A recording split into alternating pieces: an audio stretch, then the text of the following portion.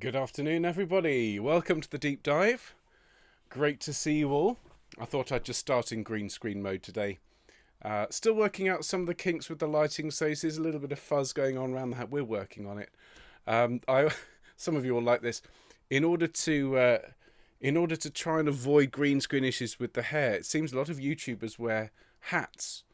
It's really interesting. If you watch a lot of YouTubers who use green screens, they use baseball caps. So I tried. It just doesn't work. See what you think. No, it just doesn't work. This as well.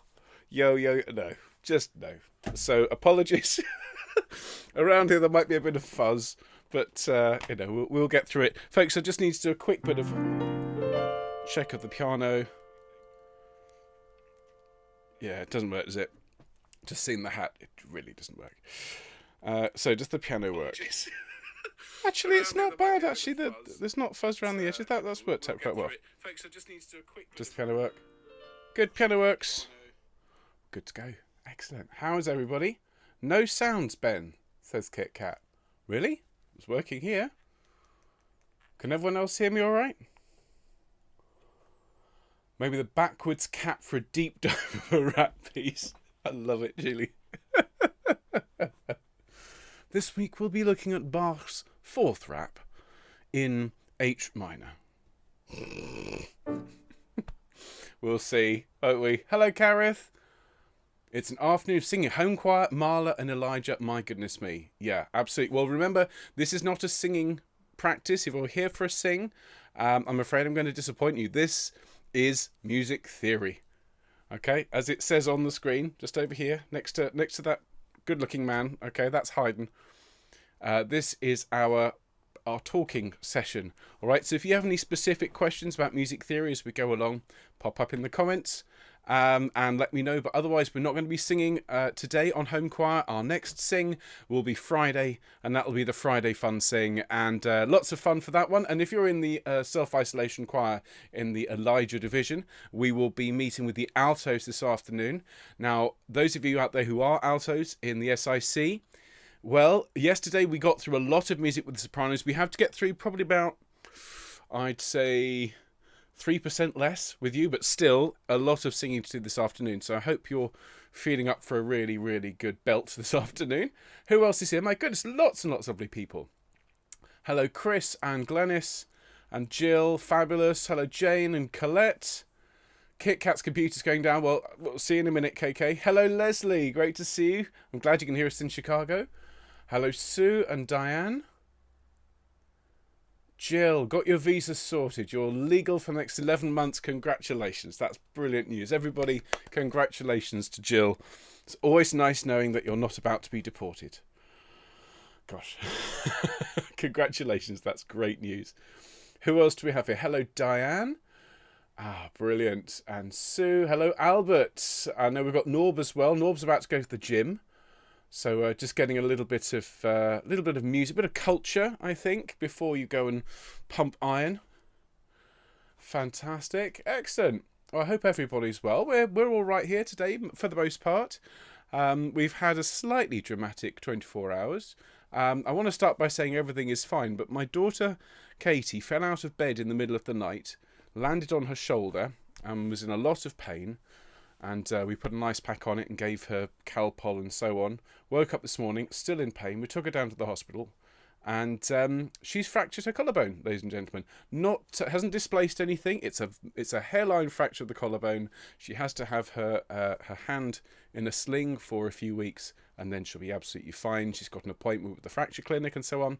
First time she's broken a bone. It's the first time either of the children have broken a bone. And obviously we were really worried about her. Do you want to come home? No. Wanted to go to school. So she's at school right now. She's delighted because she's broken her left hand. She's left-handed, so she now can't write for 4 weeks and has to have a scribe. And she was due to run cross-country this afternoon, everybody. And, of course, can't run cross-country with your arm in a sling. So Katie is having a great day. And we said, do you want us to come and get you after school? You're doing the concerned parent thing. Nope, I want to come home on the bus so I can see my friends and they can all see my sling. So, yeah, all is okay. She will be fine. It was a bit nasty, but yeah, she's having a very nice day. Oh dear. So thank you everybody. That bless you. Yeah, she is. This is the thing. I thought, oh my goodness me, poor Katie. She's just well, it's fine. And loves being the centre of attention. She's getting McDonald's for dinner tonight. As far as Katie's concerned, a moment of pain in exchange for 4 weeks of no schoolwork. So I can see her kind of making calculations. I hope Bobby doesn't get any ideas.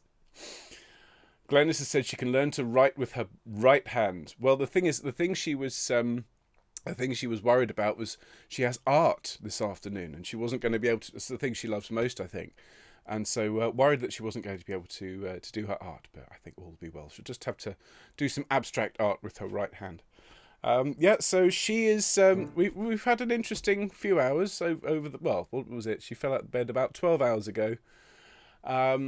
But yeah, she's at school, and we're all a little bit tired, but Bree just said it's a rite of passage to break a bone. Quite right. I broke my wrist when I was 9, chasing my sister through the garden. I tripped and broke my wrist and was in plaster for 12 weeks. It was a nasty one. Yeah, Katie joins a very exclusive club. Oh, goodness me. Biddy says, do I know why she fell? Now, that is a really good question. And yes, we do know why she fell. My daughter is a very, very capable, very clever young lady for the most part, but she's also a teenager. And so when I ask her to tidy her bedroom, particularly her bed, she has a double bed, and it is just piled high with toys and occasionally books and other unmentionable things. And despite me telling her repeatedly, clear your bed or you'll fall off. You'll fall out of bed in the night. Did she listen to me, ladies and gentlemen? Did she? No, you're quite right. She did not. And so on the double bed, Katie has been sleeping on about 5% of the mattress, sort of balancing, and the rest is just piled high with soft toys and all sorts. And so, yes, that's why she fell out of bed. Yeah, so lesson learnt, I hope. I said to my wife, well, said to Anna, hopefully she'll have learned her lesson. I said, well, I'd rather she didn't learn a lesson like that. Yes, but now it's happened. Hopefully we can get a bit of a silver lining out of it, my goodness. Anyway, so how often can you get out of cross-country by breaking something, says Jill. Thank you, Jill. I shall say that to her. She'll be very pleased to hear you say that. Well, everybody, look, we'll be starting in a minute. And just in case anybody's here expecting to have a sing, this is our non-singing broadcast. This is the deep dive. We're going to be looking at music theory, particularly today, at chords, what they are, how they're formed, how we label them, and how they then work within the mechanisms of music. So today we're going to take what we learnt last week, which was pitches, individual notes. We're going to start combining them to make blocks, and then we're going to look at how blocks are put together to create sequences or chord sequences.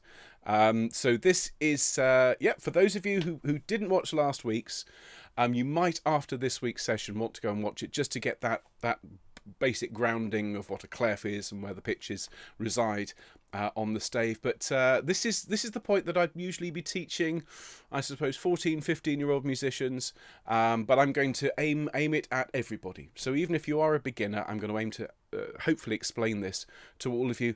If things don't make sense, please pop up in the comments, all right, and let me know, because this is an interactive session. All right, folks? Fabulous. Lots of lovely people then. Biddy says that's okay. Well, I hope she will. Yes.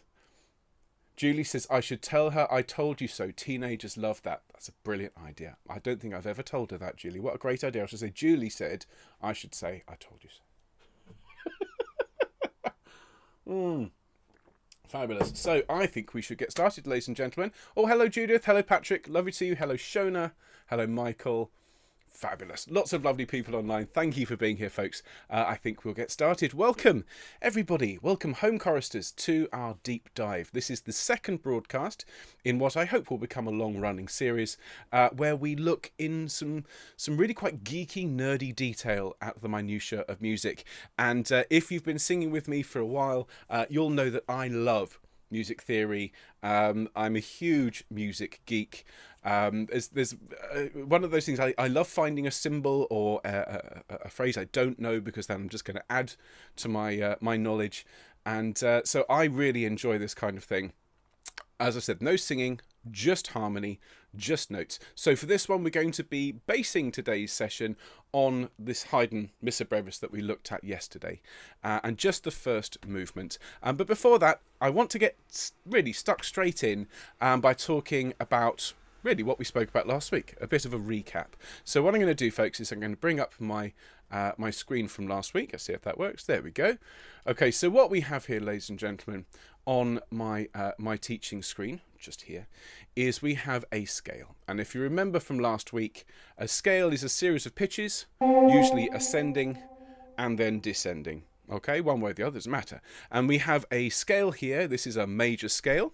And I'm just going to move up the scale. We started here on a C, and so we have C, D, E, F, G, A, B, C.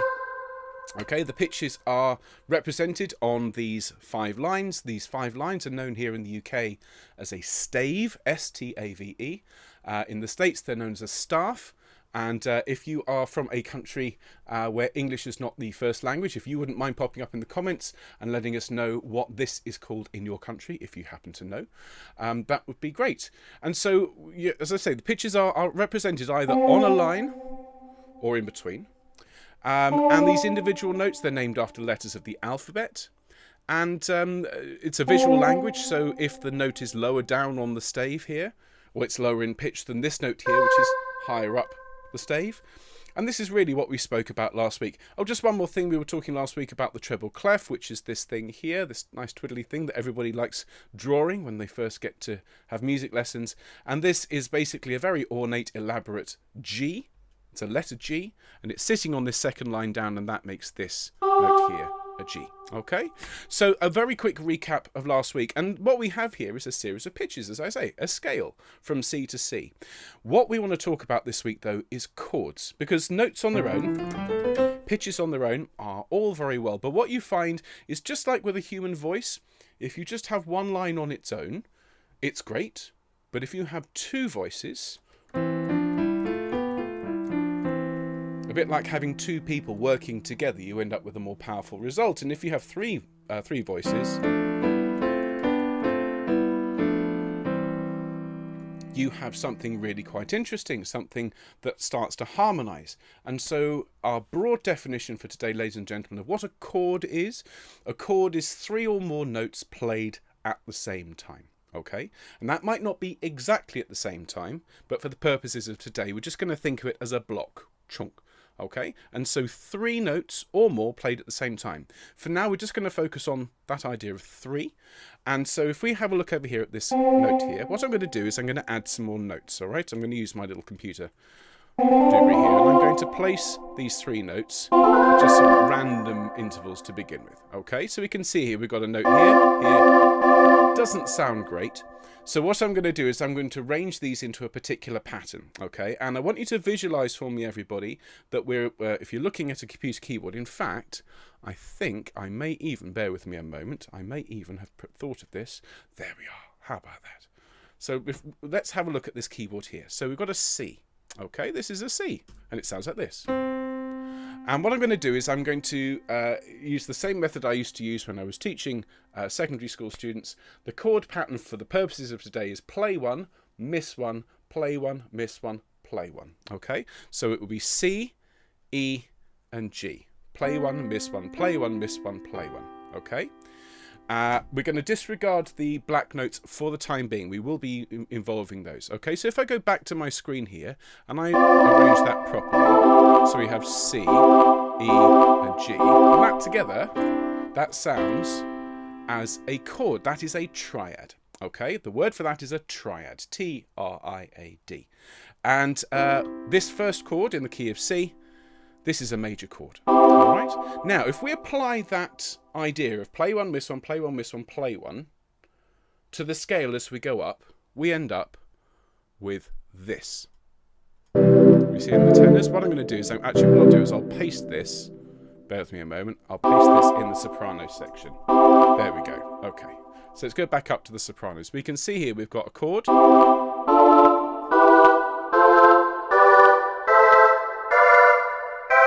Alright, so we start on C, and actually you can play this on the keyboard by just keeping your fingers in the same position and playing all of these chords one after the other. Okay, so those chords have all been constructed using the notes of the scale of C. All right, there's no accidentals in there, there's no sharps, there's no flats. All of these chords, this big block of music, has all been built using 8 notes in the configuration of play 1, miss 1, play 1, miss 1, play 1. All right, so this one here is C, E, and G. This one here is D, F, and A. This one here is E, G, and B, and so on. So each note is moving up by 1 as we move up. All right. Now, what we're going to do with this now is we're going to start thinking about, so which of these chords are more important than others? Now that we've identified that you build a chord using pitches, you use the pitches of your chosen key or chosen scale. In this case, we're using C major, and then you play 1, miss 1, play 1, miss 1, play 1, and that gives you chords. But certain chords within a key are more important than others. And that's what we're going to talk about next. All right, now we've established that you can build chords out of pitches. Which ones are more important? So I'm going to go back to my presentation over here. Bear with me a moment, everybody. All right, so some of these are more important than others. So here on the screen, I've displayed those same chords that we just built using that score program. But all of a sudden, it's got all sorts of information on it. It's got labels, names, and we've got these Roman numerals underneath. So let's have a chat about what that actually means here, everyone. So first of all, disregard these names at the top for now. We don't need to worry about those for now. But have a look underneath, and you'll see that we've labelled these chords within the key using Roman numerals. Okay, and the very, very basic way to look at it is that the first chord in any given key, so if we're in C major and we build that chord, play 1, miss 1, play 1, miss 1, play 1, on C, that is chord 1. And I hope you agree that makes sense. The first chord, the chord that starts on the root note, the home note of the key, is chord 1. And if we take that, and we notice we label it using Roman numerals, this is the musical convention. Your next chord then, that starts on the second degree of the scale, the second note up, is chord 2, chord 3, chord 4, chord 5, chord 6, chord 7, etc. Okay, I hope that makes sense. It's designed to hopefully be moderately simple to grasp, that if you have a scale of 8 notes, your first chord on the first note is chord 1, and so on. All right, just to make it clear, we don't have a chord 8. We have chord 1 again. It goes 1, 2, 3, 4, 5, 6, 7, 1, 2, 3, 4, 5, 6, 7. Okay, just to make that clear. Well, you'll never see chord 8. If you do, it'll be covered with red pen and see me from the teacher.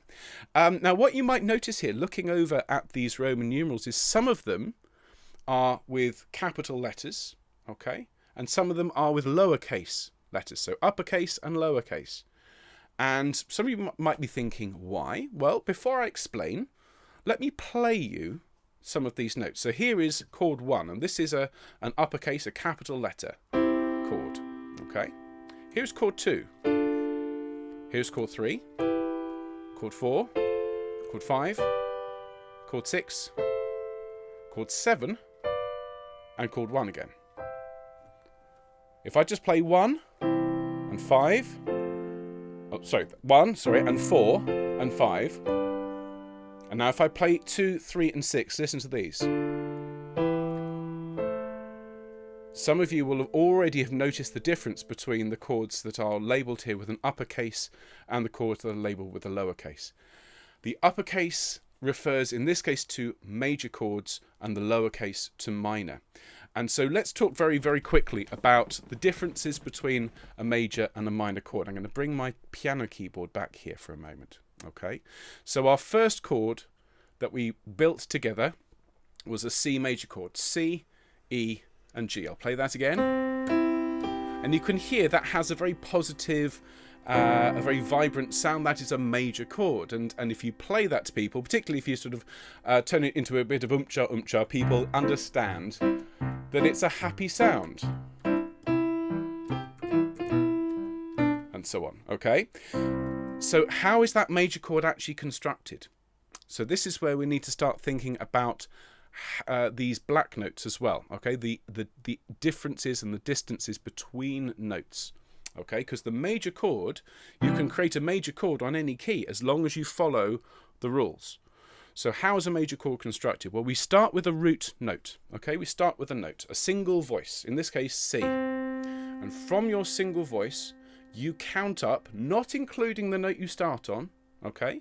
You count up from that note 4 semitones. So if we start, see if I can actually do this. This is me practicing my weather map version, okay? So if we went from C, and then we go 1, 2, 3, 4, almost, there we go. We end up at E. So let me count up. So we start on C, we go 1, 2, 3, 4.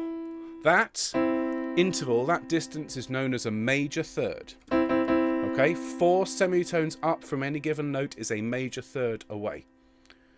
A minor third is 3 semitones up. So if we count up, start on C and we go 1, 2, 3, we end up on E flat, which is a minor third. Okay, so the difference between major and minor in the construction of the thirds of the chord is literally a semitone. Okay, it's a hair's breadth away. Isn't that same with life? You know, the difference between love and hate and good and darkness is often a very thin line. And the difference between that and that is just a fraction of a millimetre, but makes all the difference. And so if you put the G on the top of that, what you end up with, in the case of a major chord, is a major third at the bottom and a minor third at the top to create that triad. Major with a minor on top. And then add a minor on top, and you have a major triad. You do it the other way around for a minor chord, so... And there you have your minor triad. All right, now I appreciate some of you, your eyes are spinning, and you're thinking, gosh, this is complicated. Bearing in mind that all of this stuff, it takes a long time to learn and really internalize. The best way I've found to practice and to get this information in is to practice with a keyboard or with an instrument, so you can actually get a physical action associated with the theoretical idea. So that's why I'm sat here with a keyboard. I'm referring to a piano keyboard here because we can all visualize, I think, the use of hands to create that shape. Guitar chords work on a similar principle, that it's more than one note played at once to create these shapes. All right, so how is everybody doing? Let me just have a look here. Heather's asking, do we get a certificate if we understand all the technical stuff? Well, the preparation that I'll be working on over the coming weeks and months will be following the Associated Board of the Royal Schools of Music syllabus, so that if you go through the entire course theoretically, you might be able to take one of their exams and indeed get certificated and actually become a proper theoretical musician. It's entirely up to you. So look, so there we are. So that is our that is how we construct a chord. Let's come back to this over here, because we now have, within any given key, if you're in a major key and you construct your chords this way, this will always be the same. Doesn't matter if you're in C major, doesn't matter if you're in D major, in F major, in A major. If you are in a major scale and you build your chords using this method of, with the intervals of 4 semitones and 3 semitones, you will always end up with the first chord being major, the second and third will be minor, the fourth chord will be major, the fifth chord will be major, the sixth chord will be minor, the seventh will be diminished, which is this sound. Don't worry about that for this week, because we don't need to worry about it today. But you see, within any given key, you can construct all these different chords.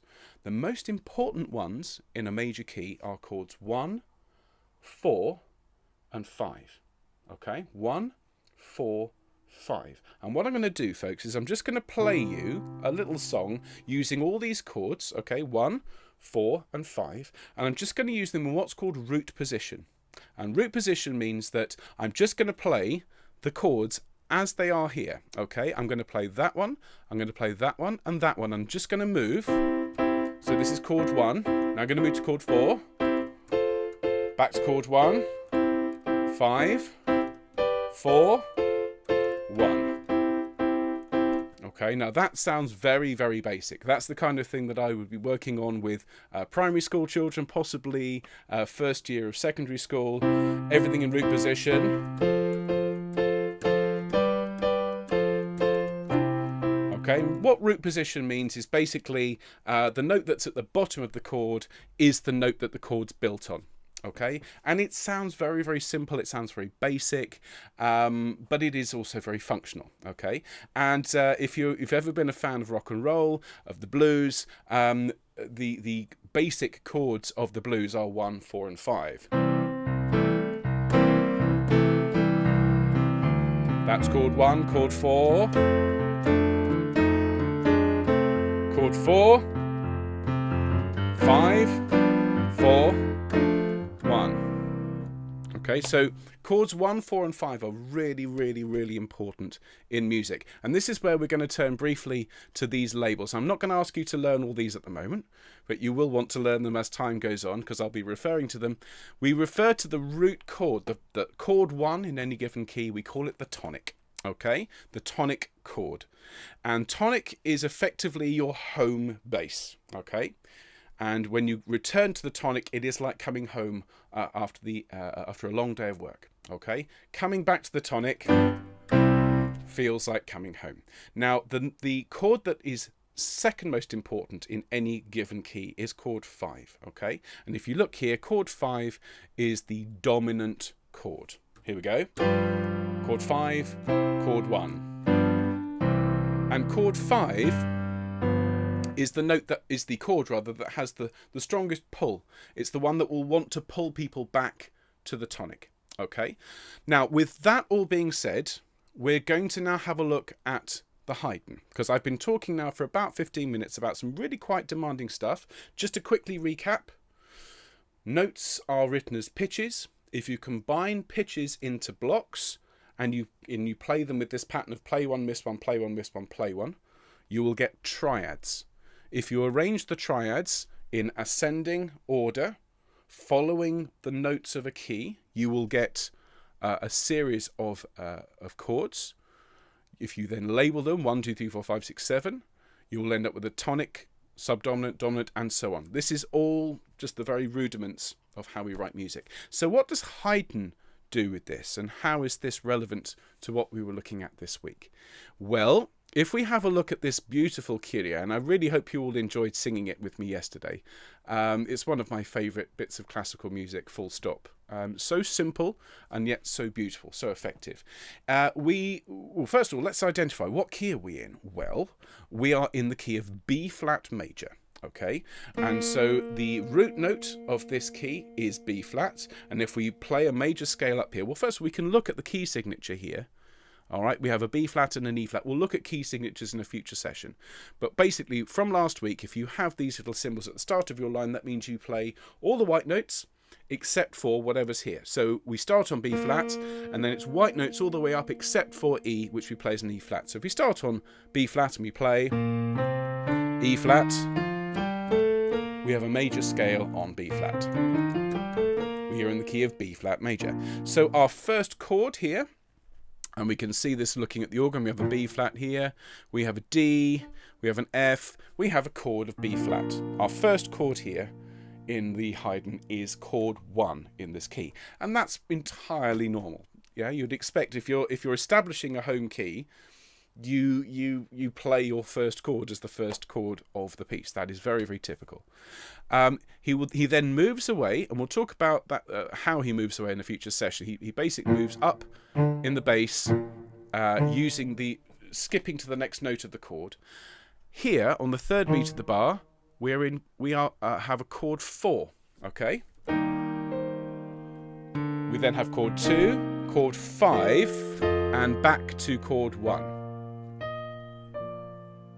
So within these first 2 bars, if we were to pick out the notes and just stack them one on top of the other, so here we have a C, we have an E flat, we have a G, we have a B flat, so these combined makes, which is chord 2 in B flat. This one here, we've got F, A, C, and E flat is chord 5 in B flat, and then here a liaison is chord 1. And so what we're starting to see here is how composers use the different relationships between chords to create music that actually sounds satisfying and that follows a pattern that is recognizable and delightful in the same way. In the same way, when you're learning to draw or paint, you might learn how to use perspective, and then you use perspective to create a visual image that is reminiscent of something that people might recognize. And it might be a street, it might be a landscape, it might be a person, but you use the tools of constructing visual art to create things that people recognize. Here, Haydn is using chords, as composers do, to create a support for a melody and to create this sense of moving forwards, to create momentum within a piece. And so what I want to talk about very briefly here, before we have a little bit more of Haydn, is this business here, 5-1. And were we all to be in the same room together, if you were my A-level music class here in the UK, I would be setting you a piece of homework tonight on something called cadences. And it's important at this point to go back to my other presentation and talk about these particular aspects. As now we understand that music is pitches, arranged often in blocks to form chords. Those chords can be put together into sequences. It's a bit like letters form words, words form sentences, or words form statements actually. And what we have here in the form of these cadences, and there are 4 that I'm going to teach you about today, is the punctuation, the grammar. Okay, so if a note is a letter, a chord is a word, a chord sequence is a sentence or a statement, the cadence might be a comma, or it might be a full stop or a period, as they say in America. All right, so these are the bits that tell us, they're almost like signposts, I suppose, what's happening with the music, where are we going? Okay, and so there are 4 cadences we're going to talk about today.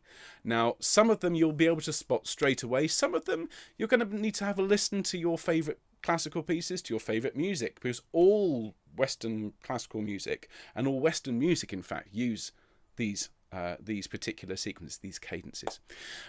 So the first one we're going to talk about, in the UK, we call it a perfect cadence. In America, it's called an authentic cadence. All right. And so what we have is basically it's away to home. All right. So from, okay, we're going home, chord 5 to chord 1, from the dominant to the tonic. So we're on the 5th degree, and we go to chord 1. And you can hear, if I play this, if I start on the first note and I go up to 5, there is a pull there. It wants to return there, doesn't it? There's a story, whether it's true or not, but Mozart apparently was very ill in bed one day and refused to get out of bed, and so his wife went upstairs to the forte piano and played.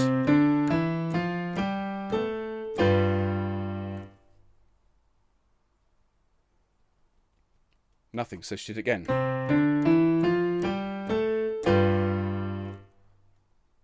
And from upstairs there was apparently huge swearing and thumping, and he came barreling downstairs and played the last chord because he had to finish the cadence, had to bring it home.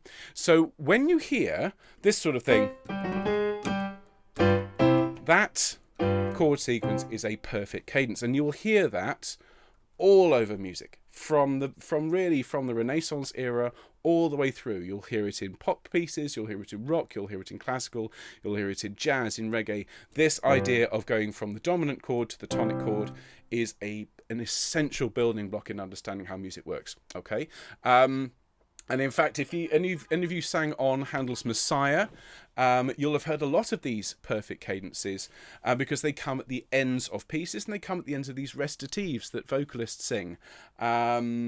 So praising God and saying chomp chomp at the very end. It's a way of just indicating that's it, we're moving on. And in fact, it takes me back to when I was a music student and sat in the pub with various organ scholars and choral scholars, and people get very animated talking about music. And I remember one chap got very, very cross and was gesticulating with his beard, sort of slammed it down and said, "That's all I have to say about that." And one of his colleagues just leant forward and went 5-1, as if to indicate, well, that's it. No one can respond.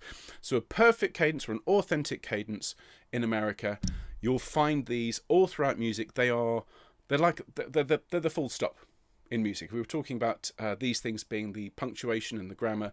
This is the full stop. This is the period. This is the end of a section or of a line or of a piece.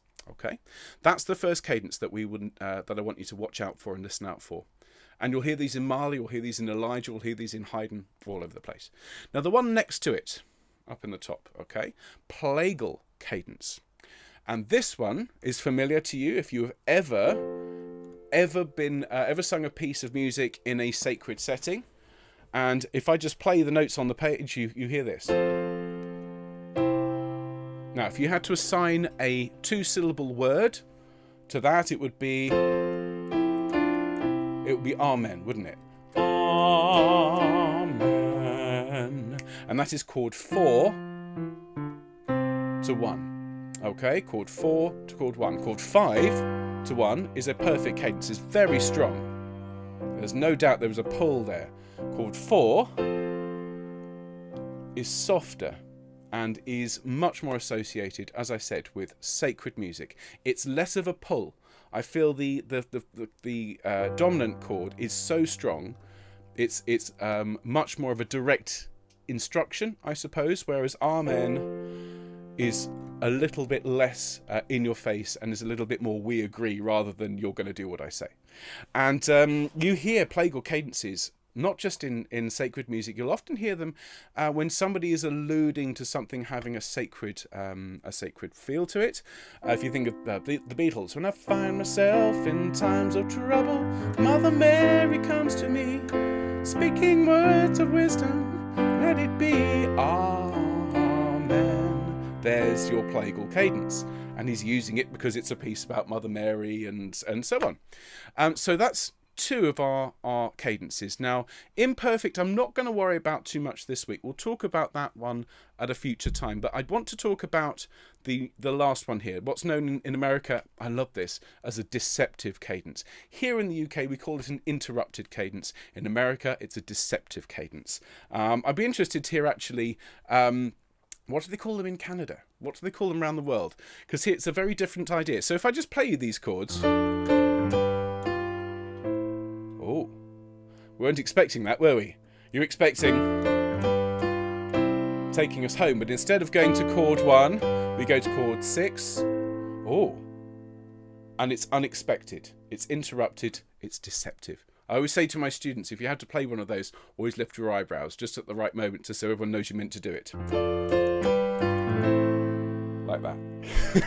So those are some examples of cadences. And cadences are simply just chord sequences, but they've become part of the lexicon of music. They become part of the vocabulary of music. We are pulled towards them, and we are guided and shaped by them. So if I return briefly to this Haydn over here, everybody, I do appreciate that this is quite advanced stuff. We see straight away chord 1 here, chord 4, chord 2, 5, 1. And so within 2 bars we have this rather nice little chord sequence with a perfect cadence at the end of it. Moving along as we go through, this first Kyrie is all built on chord 1. Kyrie. Now the next one is all built on chord 5. Why? Because it's the chord that is, I know it's 5 degrees of the scale away, but actually it's kind of like the tonic chord, like the root chord's best friend. You know, never far away from each other. So it's very easy to go from chord 1 to chord 5. It feels very, very natural. It's like popping down to the shops. And then as we move forwards, we have another cadence here. Kyrie, Kyrie, eleison, eleison. Now, what we have here is, again, very interesting. Between these 2 notes here, this is us moving from one key to another. Okay, and you can see we've got the addition of this note here, another one here, and another one up here. These are E naturals. And what this is effectively doing is telling us we're not going to use the key we set out in. We're going to change some of these notes so that we can go to another key. The intention is always to come back, but we're going a little bit further than just staying in the home key. And this is, I suppose, the equivalent of instead of just going out and walking around your neighbourhood, getting in the car and going one town over or even further away. The intention is always to come home, but in order to get out of that key, you have to change something. And so what we start to see, as you're moving out of any given key, is you'll start to see things like this, natural signs, possibly sharps, possibly flats. We call those accidentals, okay, because they're not in the key signature. They're not part of what makes the key, gives the key its character. It's a foreign note which will allow us to move to another key with the intention of coming back. And so what we're doing over the course of these bars is we're moving from the key of B flat major to the key of F major at this point. All right, so all of these points, we're staying kind of within this idea of we're using the notes of the key and we're building chords on it. But we can go within the key. We can go to sort of related keys, and we'll look in a bit more detail as we go through this course about what these related keys are. But in order to get from one place to another, you have to use these cadences, and they are, as I say, the punctuation of music. And so, ladies and gentlemen, that is a bit of a deep dive here. Now, I do want to talk to you very, very quickly about some of the more, just 5 more minutes, just about some of the really intense moments in this Haydn. And, of course, we've been talking today about these chords being all in root position and this, play one, miss one, play one, miss one, play one, very simple chords. But of course, if you move the notes of a chord around, so if I take this note here, this chord, and I move this note up by 1, it's still 3 notes. It's not played with a play one, miss one rule. It's still 3 notes. It's still a chord. If I now move that note down, that's still a chord. I can add another note in. And all of a sudden we've got that chord, or that chord, or that chord. So, of course, once you go beyond 3 notes and start to add more, it's like going from basic words of cat, dog, and so on, start to get up to 4-letter words, 5-letter words, 6, 8, 10, 12. You can start to build really intense and really beautiful chords. And what Haydn has done here in his lovely Missa Brevis is to give us some of those extra notes within chords. So where's that lovely moment that Christ lays on? Ah, yes, this bit here. Yes, okay. So this bit here, which we were singing, this Kyrie eleison,